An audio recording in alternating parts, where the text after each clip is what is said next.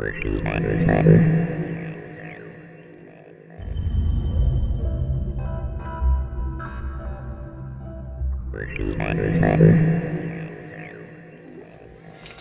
everyone, on this week's Off the Cuff, we're going to be looking at a rather unusual cuff that's been popping up more and more, I've noticed, at flea markets, on the different websites that sell handcuffs, like eBay and different sites like that, and even at private auctions. I've been noticing these things have been popping up a lot.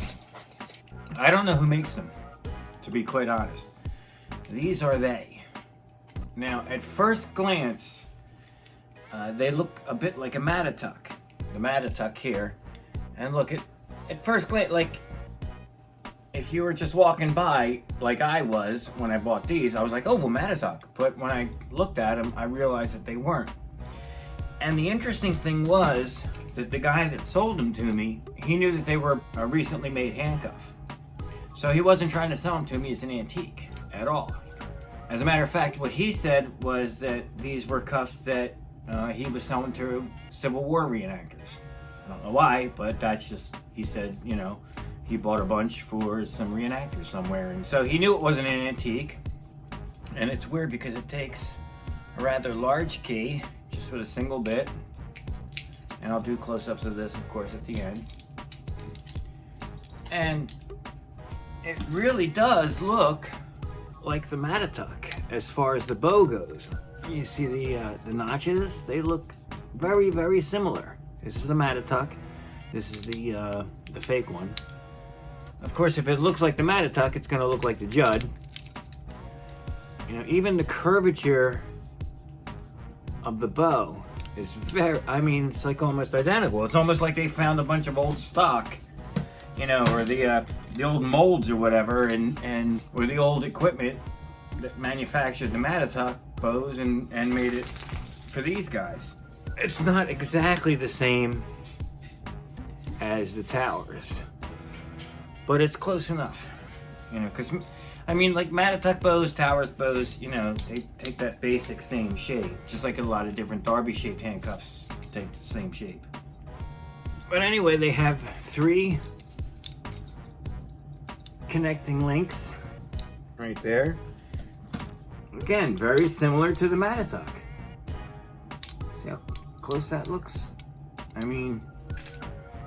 From a distance and at first glance, you easily would think that was a Mattatuck cuff. Like I said, the interesting thing about these things is that it doesn't seem like they're being marketed as antiques, which is cool because we don't like it when people try to mislead buyers, and new collectors and things like that. But, you got the rivets there. It's a barrel key. And it's just a neat little cuff to add to the drawer. This one side's a little tight. Let's see.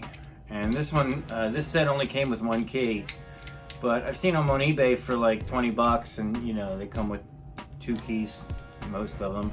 I think I paid $15 for these guys, And like I said, like when I first saw them, they were this way, so I thought they were Mattatucks. And then when I turned them over and took a closer look, I realized they weren't. And I asked the dealer what the story behind them was, and he said that's when he told me about selling them to reenactors, and that he knew that they weren't antique, and that's why they were only I think they were like $15, maybe 20. So I just wanted you to be aware, especially the new collectors, that this is not an antique cuff. This is not a Mattatuck. I'm going to show you a close-up of the Mattatucks, the Judds, and the Towers for comparison.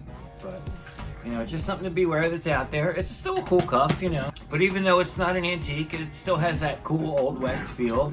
It'd be perfect to hang above your bar in your basement if you have that, or a Western-themed room or whatever, If you know who made it, because I certainly don't. Of course, they're not stamped whatsoever.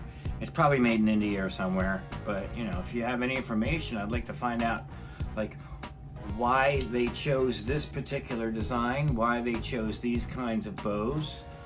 It would be really neat to know who actually is the person behind the design of the locking mechanism as well, because too often these these unmarked cuffs that come out of the Middle East or, different countries, even some of the antique British cuffs, the ones that aren't marked, you really have no idea, like, who was the dude standing at the workbench actually, hammering out the metal and making, these things and making the drawings and all that.